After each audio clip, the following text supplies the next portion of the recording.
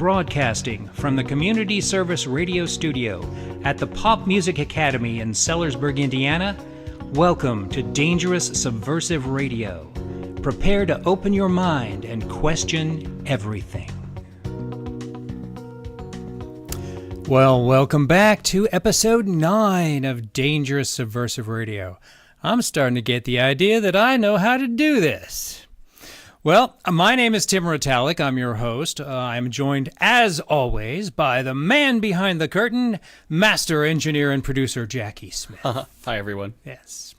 Well, I'm doing a show tonight that Jackie's been wanting me to do for a long time. And tonight he's getting it. Thank you, Tim. You're very welcome. Don't thank me yet, because I was about to say, is Jackie going to get exactly the show he was expecting? Probably not. Is this going to be my last show? Absolutely not. Jackie did not pick me to be a sycophant.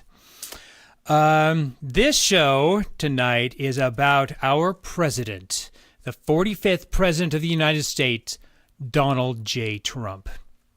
Now, I got to tell you, was he my first choice? Absolutely not. Sadly, Ronald Reagan was unavailable this time around. I think Rand Paul would have made a good president. I think Trey Gowdy would make an outstanding president. But our president is Donald J. Trump. Now, I've got to warn you tonight, I might be stepping on a few toes tonight. I would rather not do that. But sooner or later, you have to start calling them as you see them. And in my belief, if you're willing to compromise your principles, you don't have any.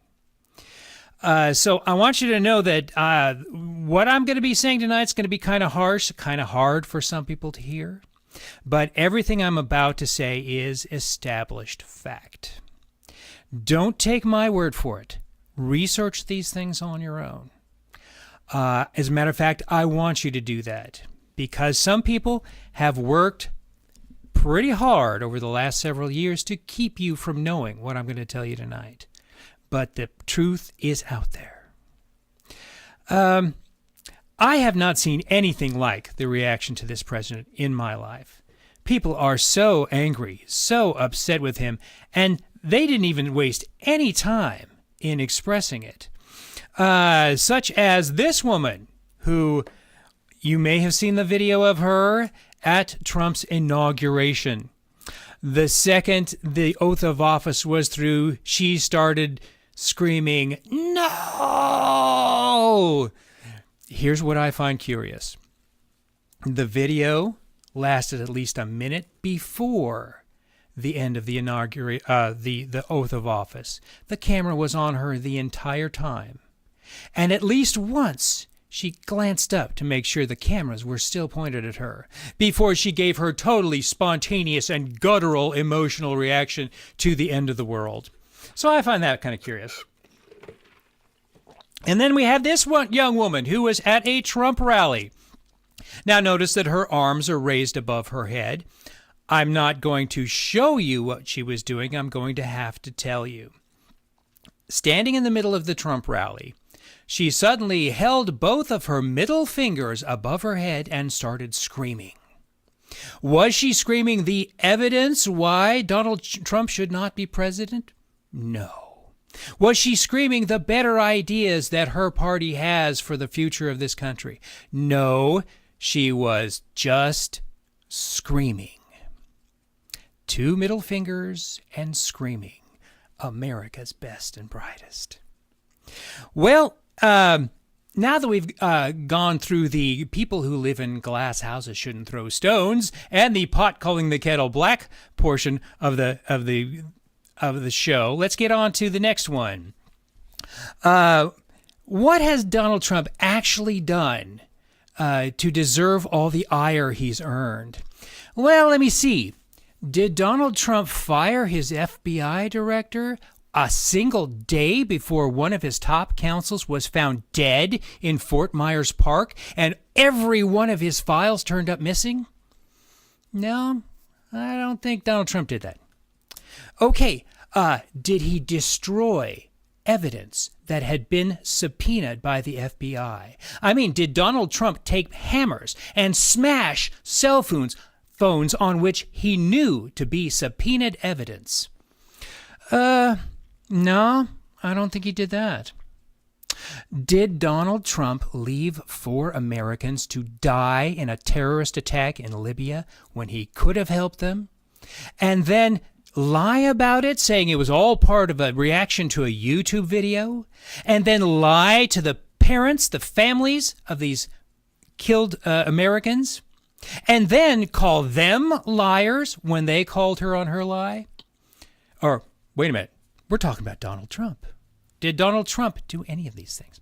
No, I don't think he did. Okay, well, did Donald Trump watch that very same terrorist attack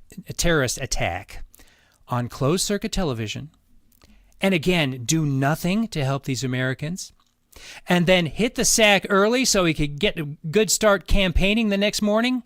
No, I don't think Donald Trump did that.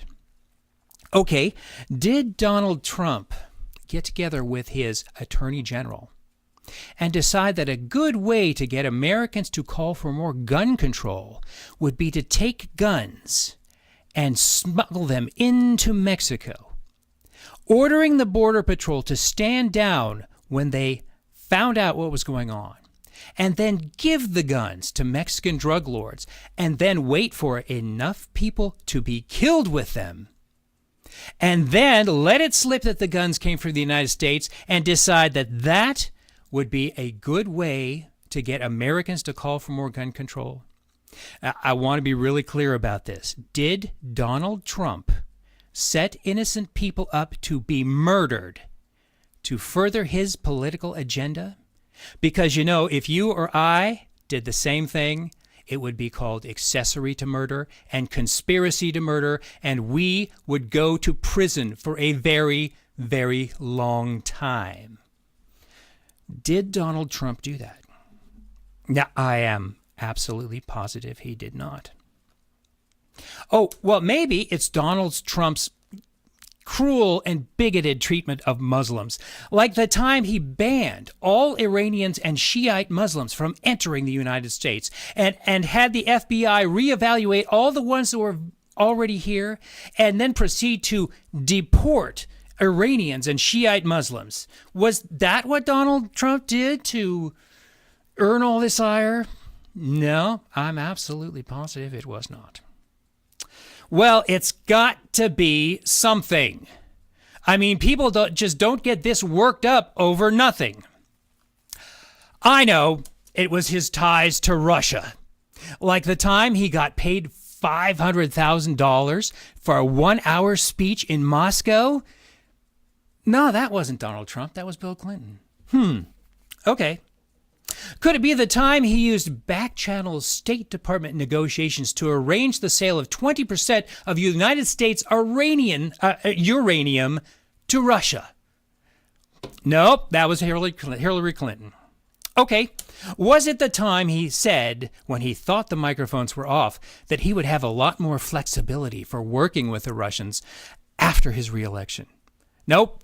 Damn it, that was Barack Obama. Okay. Well, you know, I think now we're at the end of the pod calling the kettle black section.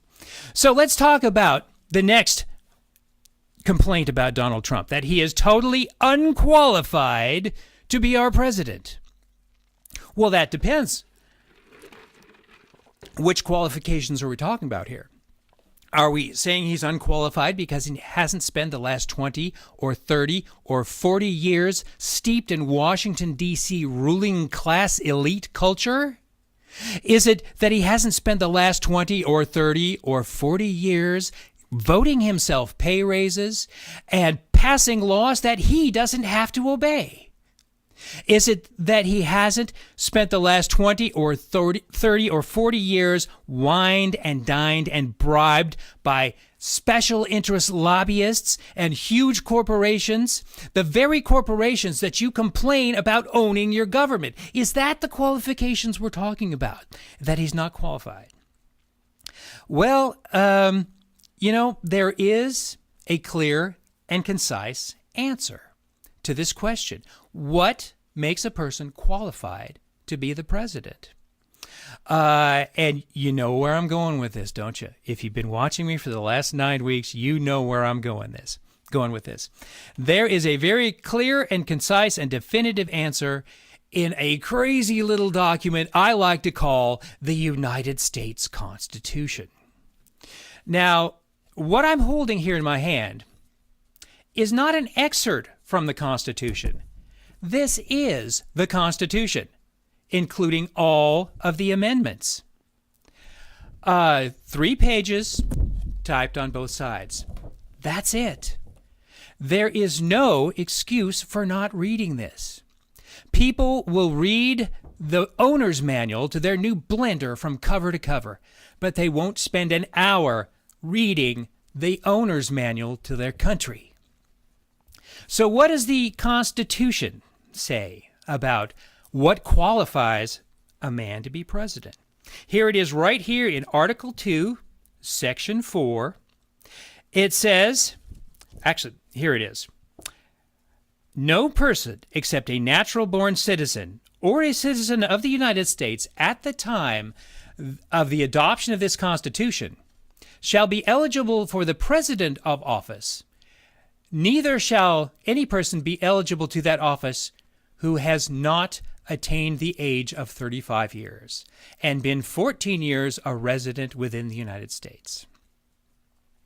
A natural-born citizen or citizen when the Constitution was adopted, 35 years of age, 14 years residency in the United States. That's it. Those are the qualifications for president. I am qualified to be the president. Jackie is qualified to be the president. I am. Millions and millions of Americans, and notice it didn't say, any old white dude. It says any person. And I think they did that for a reason. Because they wanted everyday, ordinary citizens to volunteer to take on the burden of serving as their country's president for a term of 4 years and then go back to their lives, go back to the job they were doing before they were president. And 35 years of age, natural-born citizen, 14 years a resident. Okay? The next argument against Donald Trump. Even if he is qualified, he is totally unfit to be president. Why? Because he's a racist. Yeah, I guess that's why he appointed Ben Carson as the Secretary of Housing and Urban Development, Elaine Chao as Transportation Secretary, and Seema Verma as the Administrator for the Centers for Medicare and Medicaid Services. Because he's a racist. Well, okay, he's a misogynist. Now, for anybody out there who doesn't know, a misogynist who has a deep-seated hatred and disrespect and despisement for women. Yeah, I guess that's why he picked a woman to run his presidential campaign. Well, he's a bigot. What a great word, bigot. You can slap it on anyone, and the second you do, it's on them to prove that they're not. I mean, you call someone a bigot, and they're not only guilty until proven innocent, they're guilty until proven guilty. Unless you're one of these two, I guess. But even if he's not a bigot, he's certainly worse morally than any other president we've had before, isn't he? Well, I don't know. Lyndon Johnson used to conduct policy meetings through an open bathroom door while he was sitting on the toilet. That's real presidential, isn't it? By the way, he was the president who got the Civil Rights Act of 1964 passed. But did you know what he said about it? And I'm going to have to censor myself here, even though he did not. He said, we do this, and we'll have these N-words voting Democratic for the next 200 years. That's certainly a moral paragon. Okay. Whoop. John Kennedy, a married man, had kept a running affair with Marilyn Monroe in the White House and evidently shared her with his brother Bobby. Moral paragons, all of them. No, that's just too easy. Too easy. Okay. Franklin Roosevelt rounded up loyal American citizens and put them in concentration camps. Not because of anything they had done, but because they happened to be of Japanese ancestry. Very presidential. Woodrow Wilson segregated the federal government, outlawed free speech, and held political prisoners. So he's certainly someone to look up to. And in case you're getting the idea that I'm only picking on Democrats, John Adams finished off a tankard of hard cider with each breakfast. His nickname was his rotundity.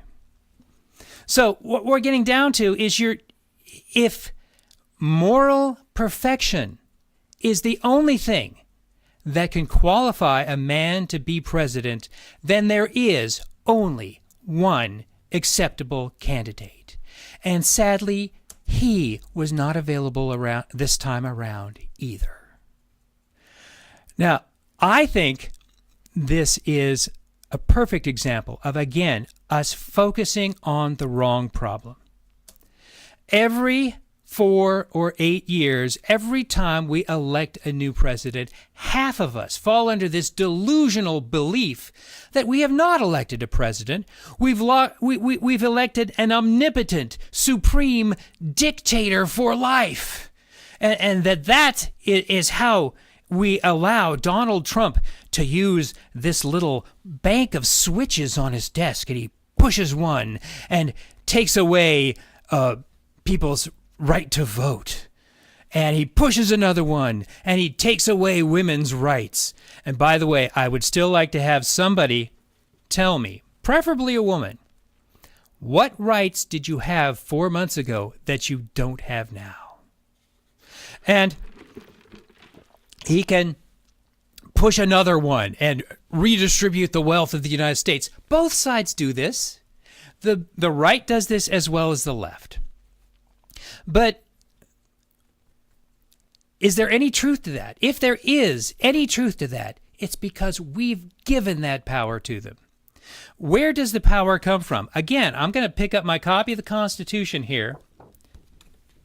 This is Article 2. From here, and this column, and that. That's it. Do you think the power that any recent president has exercised over us is all contained in here? It's not.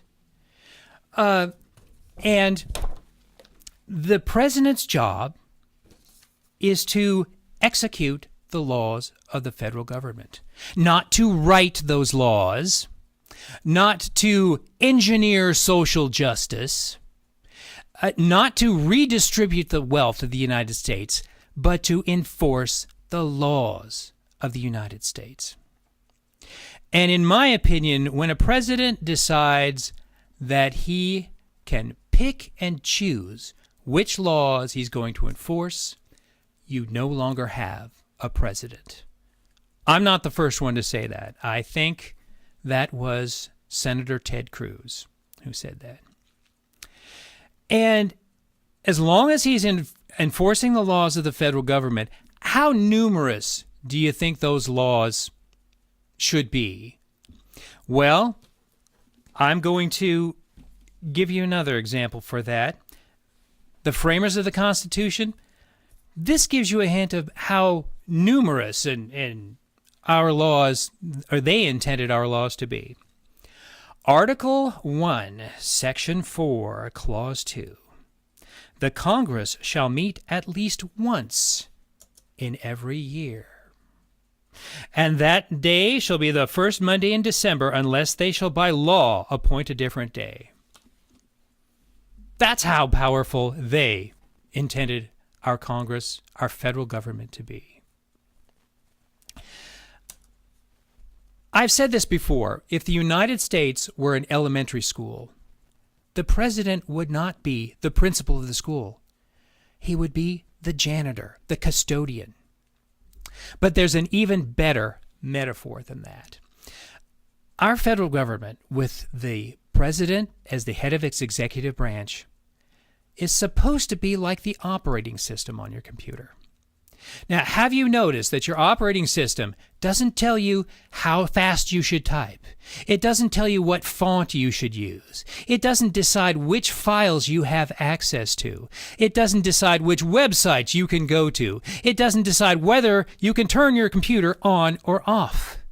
No, your operating system on your computer operates silently and anonymously in the background, making sure everything down in the guts of your computer is running smoothly, while you get on with the business of why you turned your computer on. So, if you want to know my opinion of Donald J. Trump, I will tell you right now. The evidence has shown me that Donald Trump is an American patriot who loves our country and believes in the American people. Other than the 3 qualifications in the Constitution, that is what I look for in my president. When it gets down to it, I really love this quote by a man who is fast becoming one of my favorite political philosophers, Penn Jillette. And if you can't read the words on the screen, I will read them for you. The president should have so little power that it doesn't matter who they are, instead of so much power that it doesn't matter who they are. Well, you know we can't end a show without talking about this book, Dangerous Subversive Heresies, available on Amazon.com. There's not a whole lot about Donald Trump in this book because I wrote most of it before he was even a candidate for president. But I do claim some bragging rights here. In the chapter on healthcare, some of the solutions I propose for healthcare reform are the very same solutions that Donald Trump suggested during his campaign. Whether he will carry them out or not is yet to be seen, but I have high hopes. This is, if you have not read this book yet, you need to read this book. If nothing else, you'll have fun reading it. It is the most enjoyable book on politics you will ever read. Dangerous Subversive Heresies, available on Amazon.com. Well, kind of a short show tonight, but we will make it up in the future. That's going to wrap it up for episode 9. I hope you come back for episode 10. I hope you bring some friends. I hope you grow to be 100 million strong. But right now, I hope you have a good night.